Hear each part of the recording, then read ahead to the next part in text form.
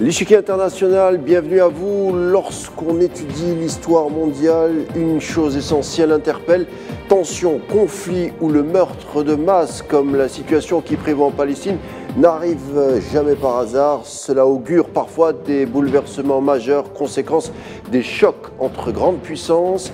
Est-on à la fin de cycle historico-économique? Certains observateurs le pensent. À cause, sans doute, que de plus en plus de grandes puissances montrent ouvertement leur défiance vis-à-vis de Washington, synonyme d'un délestage de plus en plus assumé du dollar, la Russie, la Chine, l'Inde, mais aussi d'autres pays réputés alliés pourtant traditionnels des Américains comme l'Arabie Saoudite, mettent en place des échanges avec la Russie ou la Chine dans leur propre monnaie, crime de lèse impérium, impensable il y a tout juste 2 décennies. Et me direz-vous, quel est le rapport avec les Palestiniens? On le sait, le Moyen-Orient est un des creusets des échanges mondiaux, notamment au sein des réserves d'énergie. 40% de la production mondiale en proviendrait. Les sous-sols sont riches, on le sait. 2 projets économiques en concurrence s'affrontent. L'un du côté de la Chine avec la fameuse route de la soie, voulue par Pékin pour les prochaines décennies, mais qui requiert un Moyen-Orient plutôt stable, et d'un autre, Washington, dont un large pan économique et géostratégique est issu avec l'importation des armes et l'exportation de l'effort de guerre. Les Palestiniens seraient-ils donc des victimes collatérales d'enjeux civilisationnels? On tentera d'y répondre avec notre invité du jour, c'est tout de suite.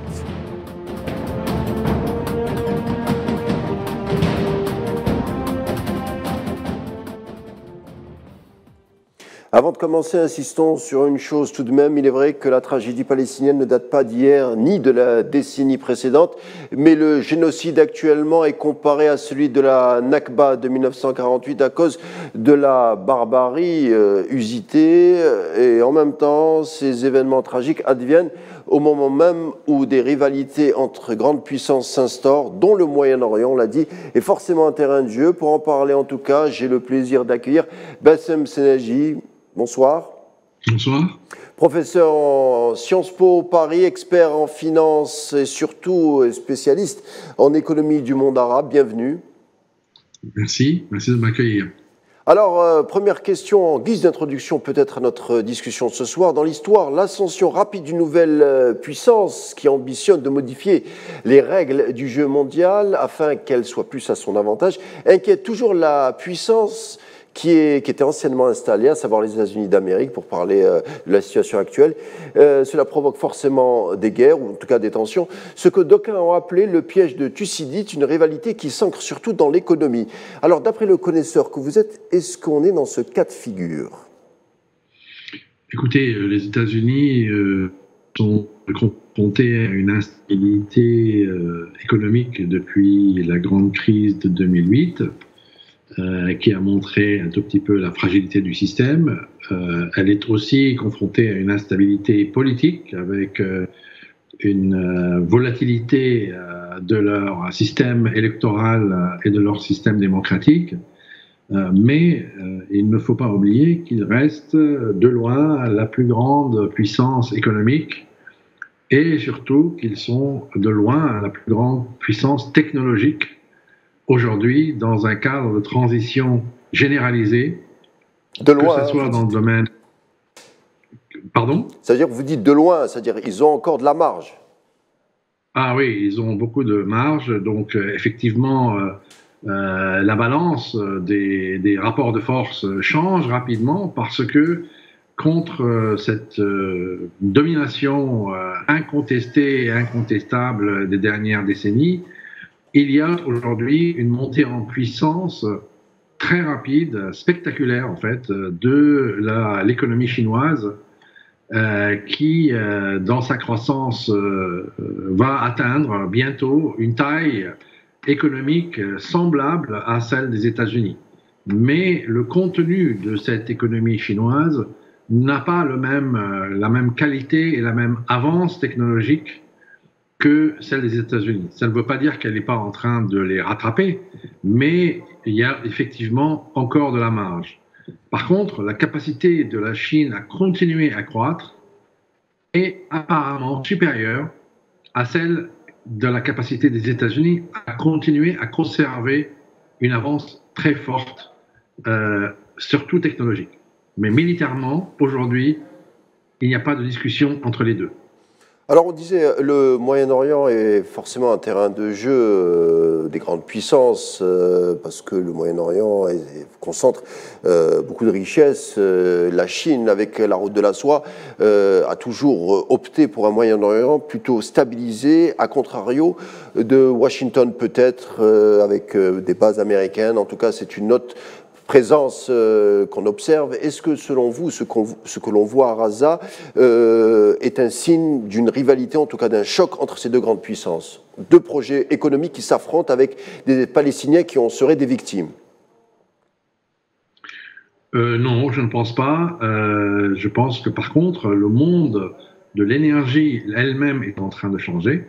C'est-à-dire que jusqu'à présent, les États-Unis, jusqu'à il y a une quinzaine d'années, je dirais, étaient les plus grands importateurs de pétrole dans le monde, et ce pétrole provenait du Moyen-Orient.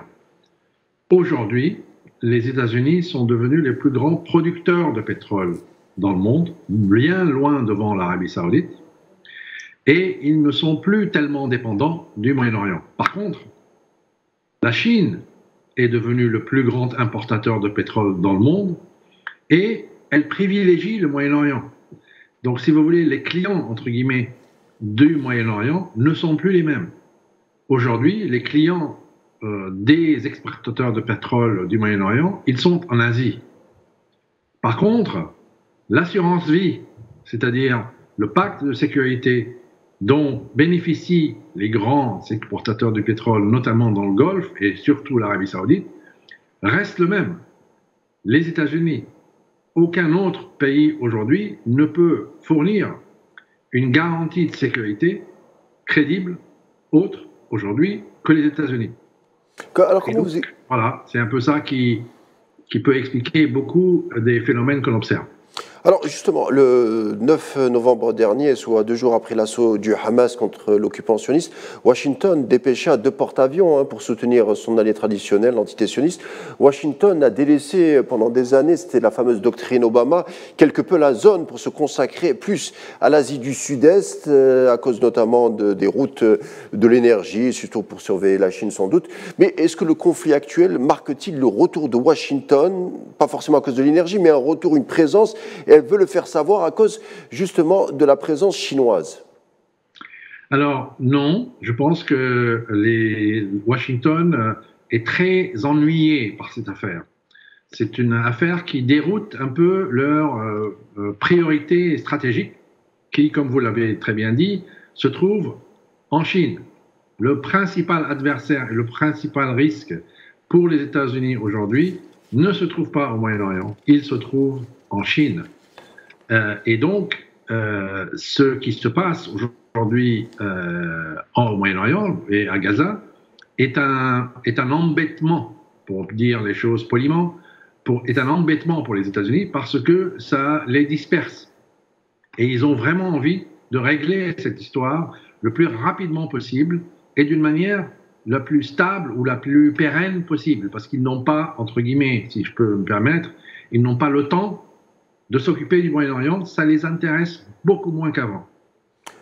Pourtant, vous êtes aussi un observateur de la scène financière mondiale. Sur cette même scène, le génocide à Gaza, en tout cas les premiers jours, a fait les bons jours du dollar, la monnaie américaine, qui s'est appréciée fortement durant les premières semaines des bombardements. Donc peut-être que certains, en tout cas certains analystes, ont vu que les Américains tiraient malgré tout les marrons du feu de ce conflit. Donc c'est un dollar qui se renforce. Donc par conséquent, ça fait les affaires des Américains d'une certaine manière. Alors, le dollar cher n'est pas forcément positif pour les Américains, parce que ça n'aide pas à la finance. Par contre, ça peut être effectivement une réaction d'une inquiétude très forte au début du conflit par les marchés sur une capacité de régionalisation ou d'extension du conflit vers un conflit avec notamment l'Iran qui serait impliqué dans ce conflit et qui donnerait des risques de fermeture du détroit d'Ormuz ou du détroit de Bab el-Mandeb au niveau de la mer Rouge. Il apparaît très vite que en tout cas pour l'instant, ces deux risques ont été largement surestimés. Et très très vite, les tensions, entre guillemets, la nervosité des marchés s'est calmée. Un des meilleurs signes de cela, c'est le prix du pétrole, qui n'a pas arrêté de baisser depuis le début de ce conflit, malgré les tentatives de l'OPEP de couper, de baisser la production pour maintenir un prix élevé. Le souci principal des marchés aujourd'hui, c'est le taux de croissance des trois grands moteurs de l'économie mondiale, l'Union européenne, la Chine et les États-Unis. On va en parler. Alors, on a entendu, on reste encore quelques secondes sur le dollar, si vous le permettez. On a entendu beaucoup de choses sur le crépuscule du dollar, la fin du dollar, les BRICS, les échanges d'énergie entre Pékin, Moscou, l'Iran, avec leurs monnaies respectives, l'Arabie saoudite aussi qui s'y met. Alors, selon vous, verra-t-on la fin de la monnaie américaine pour les échanges mondiaux à moyen terme ou à plus long terme? Qu'est-ce que vous en pensez? Je pense qu'effectivement, il y a un effritement et le fait que les États-Unis utilisent le dollar comme une arme politique, stratégiquement, probablement, va apparaître comme étant une très grosse erreur stratégique à long terme. Néanmoins, même si les échanges de pétrole entre la Russie, la Chine et le Moyen-Orient s'intensifient, et ils vont continuer à s'intensifier, parce qu'il y a l'Inde qui va aussi commencer à être un grand importateur de pétrole dans les décennies qui viennent, il n'en demeure pas moins que le pétrole n'est pas la seule denrée mondiale qui est échangée en dollars. Les céréales aussi, les aliments en général, l'acier, tout le commerce mondial est plus ou moins utilise le dollar. Et donc, même si aujourd'hui il y a un lent et certain abaissement de la part du dollar dans les échanges internationaux, les moyens de paiement, les circuits bancaires internationaux ne permettent pas l'émergence d'une devise comme par exemple le yuan, la devise chinoise, comme étant un moyen de paiement global significatif. L'Union européenne, avec son euro, peut être la plus grande gagnante, entre guillemets, de ce déplacement de la part du dollar, mais je ne vois pas aujourd'hui émerger une devise tierce. Et n'oublions pas non plus que les BRICS, si vous voulez, c'est un ensemble de pays extrêmement hétérogènes. Et la Chine et l'Inde, si on regarde ces deux pays seulement, ils constituent 75% du PNB des BRICS. Donc l'enjeu se situe là-dedans. Et aujourd'hui, je ne vois vraiment pas l'Inde participer à un choix partisan qui est de dire je ne fais pas de transactions avec le dollar. L'Inde a une stratégie beaucoup plus opportuniste, beaucoup plus neutre, et je ne pense pas que ça va entraîner un mouvement spectaculaire, même si ce que vous mettez en exergue est un phénomène réel, très lent, et qui peut d'ailleurs changer si la politique internationale des États-Unis change. Alors, Bassem Senedji, au fond, est-ce qu'on n'est pas en train de parler de la fin de la mondialisation, enfin, comme certains le disaient à l'époque, la mondialisation heureuse? Une anecdote historique, peut-être à la fin de la guerre froide, des émissaires du FMI étaient allés voir les représentants russes en leur disant qu'ils acceptaient de les financer, mais à condition de s'endetter. Les représentants russes, à l'époque, avaient beaucoup hésité et puis avaient décidé justement de développer leur marché intérieur. Alors, je vous pose ma question directement.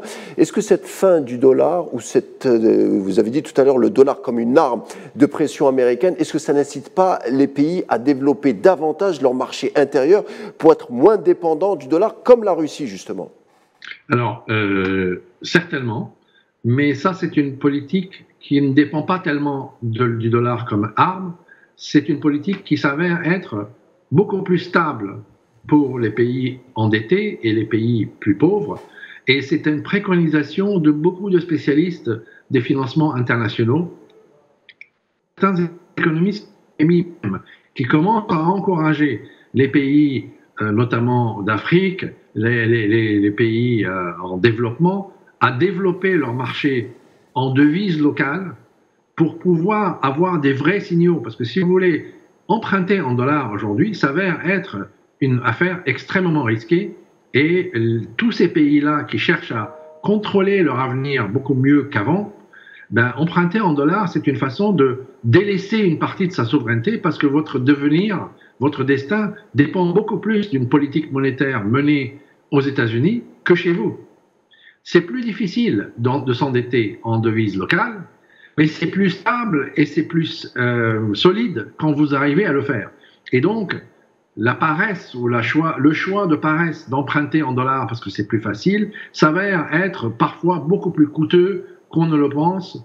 Et c'est pour ça que certains spécialistes, dont je fais partie, commencent à encourager beaucoup l'utilisation des moyens de financement, même s'ils sont plus difficiles, des moyens de financement locaux pour développer ces marchés-là et donner